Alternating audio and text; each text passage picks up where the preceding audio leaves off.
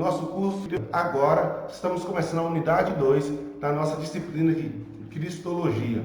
Na última aula, nós falamos sobre toda essa essência de Cristo, sobre a sua dualidade, sobre as temáticas que cercam, nas discussões que cercam sobre esta vida de Cristo, tendo a natureza humana com a natureza divina, vivendo na pessoa de Cristo. Enfim, a última unidade, a primeira unidade de Cristologia, nós trabalhamos muito essas discussões. Isso significa que parou? Não, porque agora veremos mais uma, que é a kenosis de Cristo, onde falaremos sobre esse esvaziar de Cristo como Deus.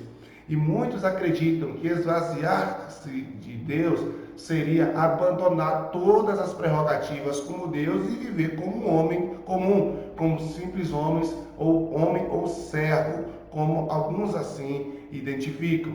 Mas quando nós estudamos o livro de Filipenses, capítulo 2, verso 7, de onde retiram essas afirmações, nós vamos perceber que não é bem por aí. Deus abriu de toda a sua de lá no céu e viver aqui na terra puramente como homem. Veja o que o texto está nos mostrando. Filipenses 2, 7. Mas esvaziou-se a si mesmo, vindo a ser servo, tornando-se semelhante aos homens. Semelhante, mas não é igual. Ok? Esse termo kenosis, ou que vamos estar vendo aqui, que é o termo grego, que está o texto de Filipenses 2,7 em grego, e o termo kenosis, que esvaziar-se, nós vamos perceber que vai nos trazer aqui algumas sugestões para refletirmos, pensamentos para nós podermos falar sobre isso. A palavra kenosis, que significa aniquilou-se, quando você lê na revista corrigida, ou esvaziar-se na nova versão internacional, vai derivar de um termo grego que significa ser vazio, esvaziar, ou figurativamente, humilhar, neutralizar, falsificar. Essa mesma palavra vai derivar-se de dois outros termos gregos, onde eles correspondem a arrogante, convencido, ou discussão, infrutífero, conversas vãs, ou pessoa que fala de maneira fútil, né, ou futilidades. Como isso tem a ver com Cristo e o fato de ter se esvaziado como Deus? Significa que Cristo, na posição de que ele era 100% homem, 100% Deus, ele não se abdicou da sua forma e da sua natureza de Deus. Esvaziar-se, que é despir-se de maneira digna e justa, ou tornar vazio, que é ser vão, ou ser um ser infrutífero, nos fala de que Cristo, ele habitou entre nós na figura de Deus e também na figura de homem, na natureza de Deus e de homem, na figura de Cristo, porém, ele decidiu não usufruir dessa prerrogativa divina.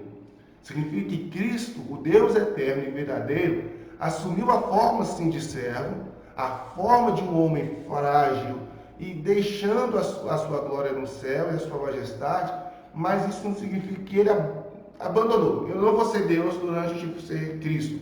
Ele continuava sendo Deus, mas não usufruindo da sua prerrogativa como Deus. Donald McLaren, ele vai dizer o seguinte: ele possuiu toda a majestade da divindade, realizou todas as suas funções e desfrutou todas as suas prerrogativas. Ele foi amado por seu Pai e adorado pelos anjos. Ele era invulnerável à dor, frustração e perturbação. Ele existiu na serenidade límpida. Sua supremacia era total, satisfação era completa, seu contentamento era perfeito. Tal condição não era algo que ele havia conquistado por esforço. Elas eram naturais e sempre foram assim.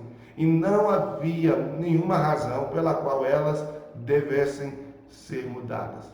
Ele vai nos falar de que Cristo era, antes de vir à Terra, e ainda era, quando de fato veio, Deus. Ponto final. Ele era Deus antes de vir e era Deus enquanto estava aqui. Porém, ele decidiu, ele preferiu não insistir nos seus direitos. Ele abriu mão dos seus direitos para viver de uma forma simples e humana como conosco. Ele abriu mão do direito, mas ele não deixou de ser Deus e não deixou de ser divino. Cristo, na verdade, como diz João Calvino, não poderia desviar-se da divindade, mas ele a manteve escondida por certo tempo, a fim de que ela não fosse vista sob a fraqueza humana. Desta forma, ele colocou de lado a sua glória sob a perspectiva humana, não diminuindo-a, mas escondendo-a. Então é como se o Senhor escondeu de alguma forma, por um tempo, essa divindade. Ele não abriu mão, ele não a diminuiu, ele não abdicou-se dela. Por isso que esse termo das suas raízes no grego vai estar falando de fraudulento, vai estar falando de vão ou vazio, porque naquele momento Deus em Cristo, ou Cristo, com a natureza divina, ele abre mão no aspecto de que esconde essa natureza divina para que ela não sobressaia sobre a natureza humana. E assim, como Martinho Lutero disse, esse é o incógnito mais profundo e a impossibilidade de conhecimento mais impenetrável que pode existir. Pois o contraste entre Deus e um ser humano, individual e isolado, é o maior contraste possível e é definitivamente qualitativo.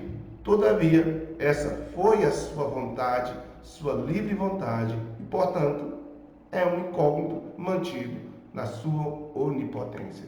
Então, por mais que nós queiramos entender o porquê que Deus quis aqui na Terra suprimir, esconder essa natureza, é uma incógnita. Então, vamos ver a teoria da gnose e seus representantes. Por exemplo, Thomasius e Delisle, da Alemanha, Charles Gould, da Inglaterra, Peter Foust e David Forrest, da Escócia, e Grosby, dos Estados Unidos. Eles são os adeptos, representantes dessa teoria ou dessa teologia da gnose, desse esvaziar de Deus nesse sentido.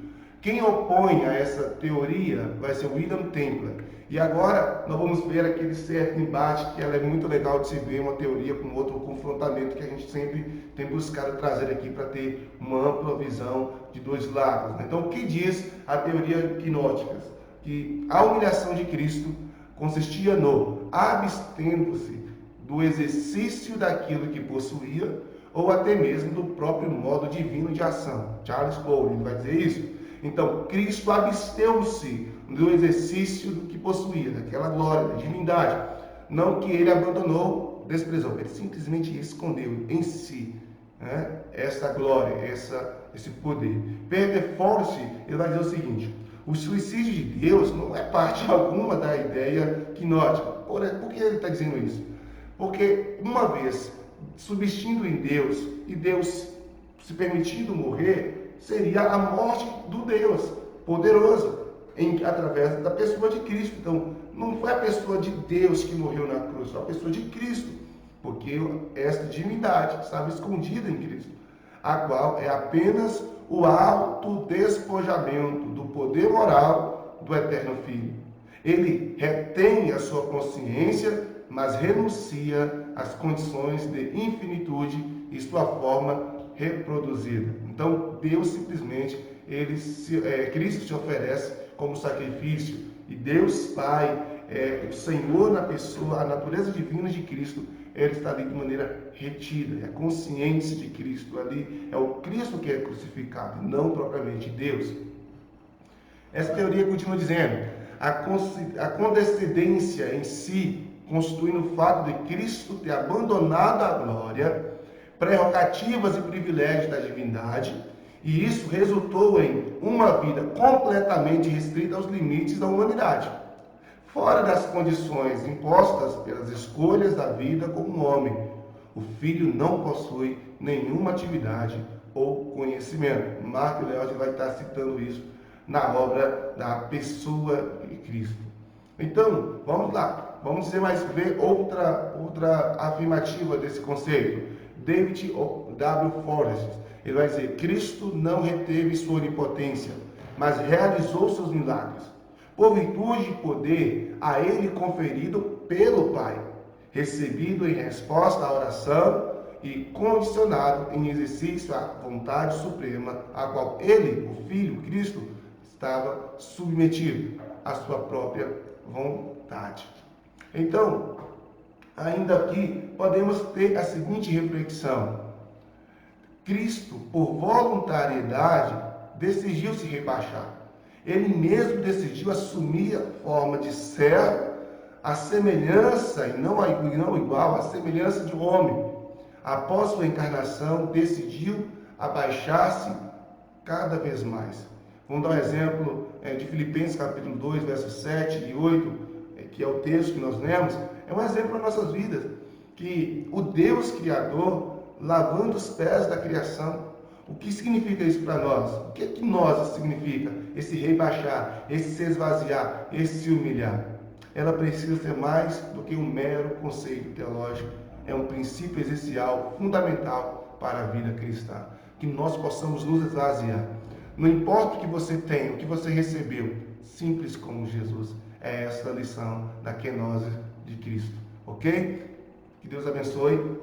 Vamos para a nossa segunda aula, agora falando ainda mais sobre esses conceitos. Deus abençoe. Até a próxima.